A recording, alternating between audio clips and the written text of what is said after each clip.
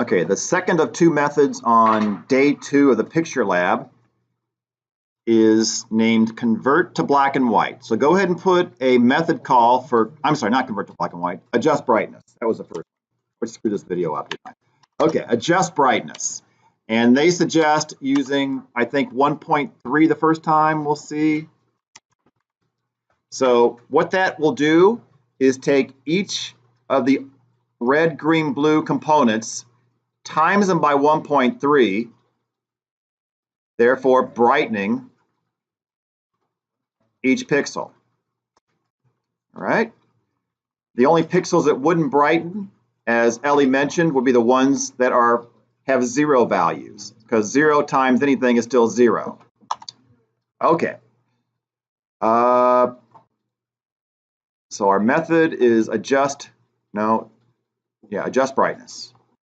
Public static, so the main can call it. Has to be static. It's a void. Adjust brightness. And it gets a double. Okay. Now, they've given me an answer key for this, so I'll just go by that because that's the College Board telling us what their graders might have for an answer key if they had something like this on the AP exam. They named theirs adjust.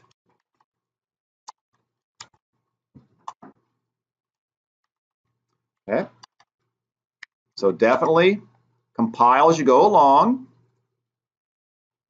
So far, so good. First line of code, I'm sure second line of code, third and fourth lines are going to use that fundamental code we talked about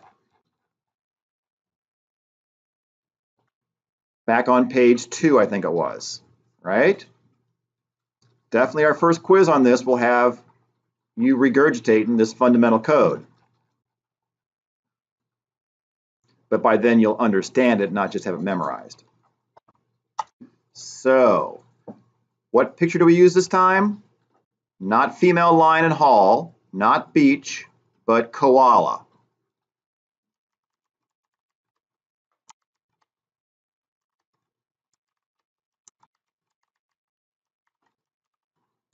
Don't forget you're passing a string, so use double quotes.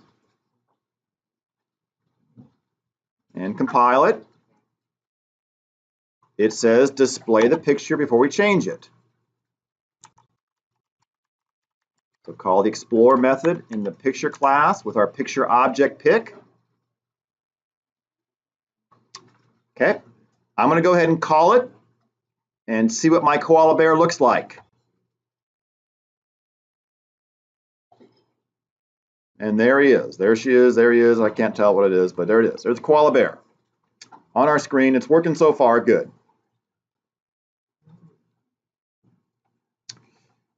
Okay. Now make that 2D pixel array as you have 3 or 4 times so far this week already. We're making a pixel matrix. What do they call theirs? They always call theirs pixels.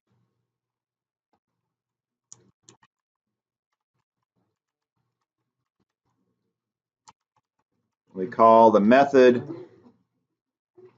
we've been calling all along in the fundamental code up there, get pixels 2D.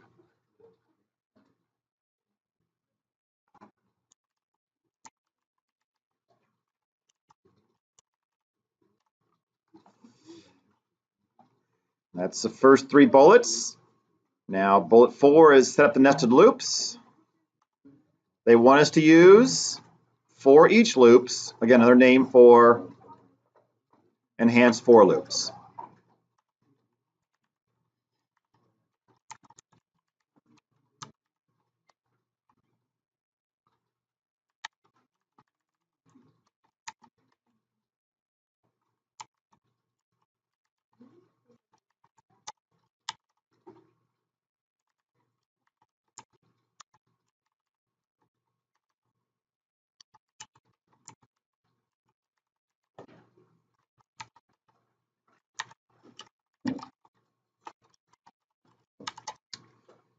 So they're set up now.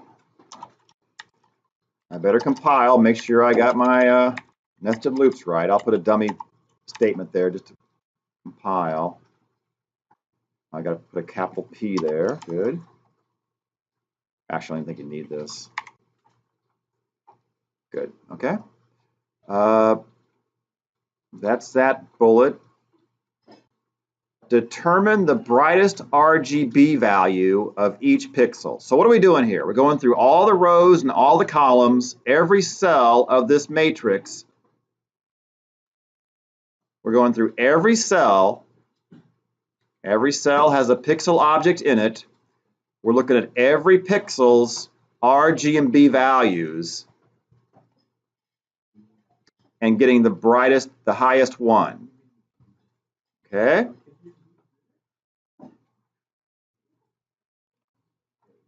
So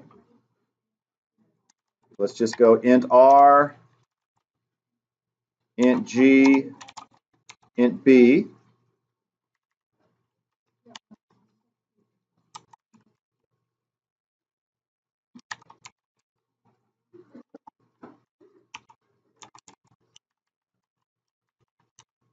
If I screw something up, tell me, please.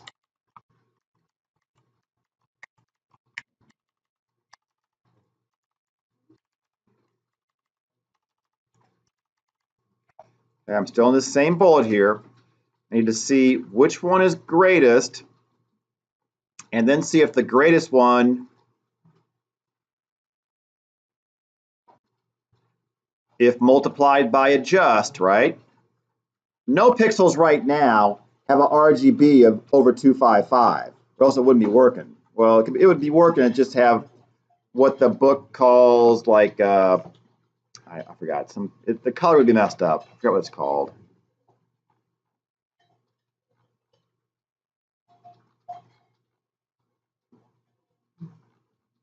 But none right now are above 255. But when you times them by adjust, they might be above 255. So anyway, you got to find the biggest one.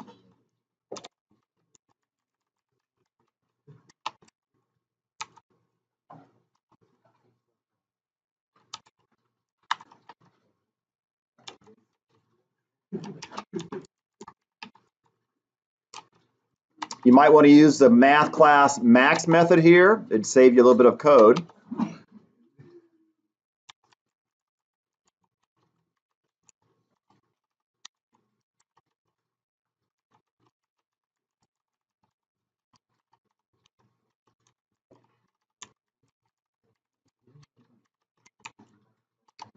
Okay, so we found the biggest one.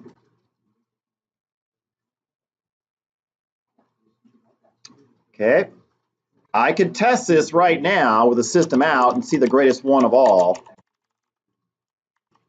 It might be silly, but it'd work. I'm in this loop, which I think is going to loop something like 300,000 times, right, for a typical picture of ours. So it might be crazy, but it would do it.